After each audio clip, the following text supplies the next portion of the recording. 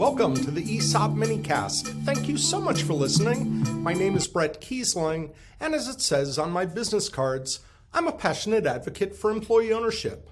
This week I had the pleasure to appear by Zoom to a meeting of employee owners for a great company in New Hampshire. It's part of their monthly education series, and I was so happy as part of Employee Ownership Month to be asked to visit with them and share some thoughts. So I spoke for a while about my view of employee ownership and how it fits into our communities and how it makes jobs better, and a lot of things if you're a regular listener you've heard me talk about on various podcasts. But at the end, we opened it up for questions, and I got a couple of great questions, and one of them in particular has led to this minicast. I was asked, how do you talk to young people about employee ownership? There were a couple of people in the audience who had only been with the company for a couple of months, and I believe it was their first kind of professional job, if you will. So here are my thoughts about how to talk to young people about employee ownership. First of all, let me tell you something that rankles me every time I hear it. Every time I hear someone disparage young people generally, not just in the workplace, but generally, it makes me crazy. When I hear things like they don't want to work, or they want everything handed to them on a platter, or they don't know how to dress for success, blah, blah, blah, blah, blah, those are the same kind of things that people said about my generation when I graduated high school way back in 1981. So we got to give the young people a break. They're not that much different than everybody else when they were young. Second of all, it's very important when talking about employee ownership, particularly with young people, to back off from, well, it's a qualified retirement plan. Somebody in their 20s, sometimes in their 30s, sometimes in their 40s, sometimes in their 50s, but definitely in their 20s, are not going to be motivated by this will be held for you for your retirement. The language that I use, and it seemed to resonate a little bit, is you're building wealth.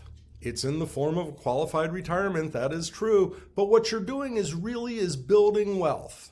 And what I suggested to the young folks who were in the audience today is that they find their peers, people they grew up with, talk to those folks about the jobs that they have, and you'll discover that if they're not at an employee-owned company, these other young folks aren't getting any share statements, any value statements, et cetera, et cetera.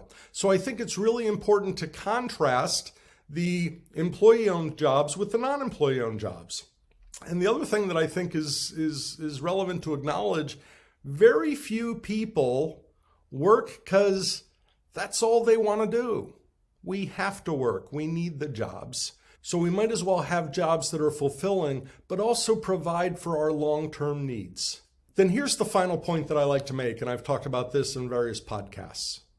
I believe everybody, regardless of their age, wants three things from a job. First, they want to be fairly compensated for what they're doing.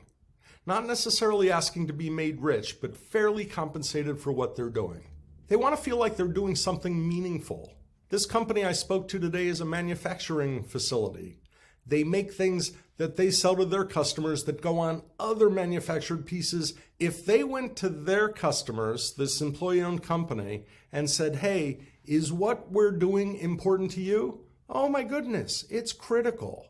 So in other words, somewhere along the lines, figure out what brings meaning to what you're doing, and they want to feel like jobs have that purpose. The third item is they want to feel like their voices are being heard.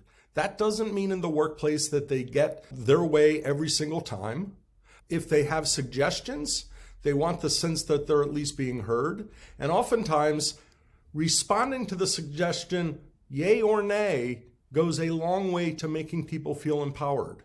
And with young people, as I hear what young people are talking about, what they want in jobs today, work-life balance comes up a little bit, and I'm a fan of that, but they want to feel like their voice matters and is respected. And that often takes place in an employee-owned company that has the right culture. So of course, there are challenges with any segment of a group of how to motivate them and how to get them on the same page, so to speak. But I've got to tell you, I look at the young people today and generally I am optimistic. They're just as talented and as hardworking as my generation was and as every other generation. And by the way, all the old folks who are complaining about the young people, we were all young ones too.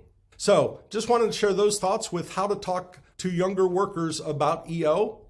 With that, we'll wrap up today's episode of the minicast. Thank you so much for joining me. This is Bret Keisling. Be well. We'd love to hear from you. You can find us on Facebook at EO Podcast Network and on Twitter at EsOp Podcast. This podcast has been produced by Bret Keisling for the EO Podcast Network. Original music composed by Max Keisling. Branding and marketing by Bitsy Plus Design. And I'm Bitsy McCann.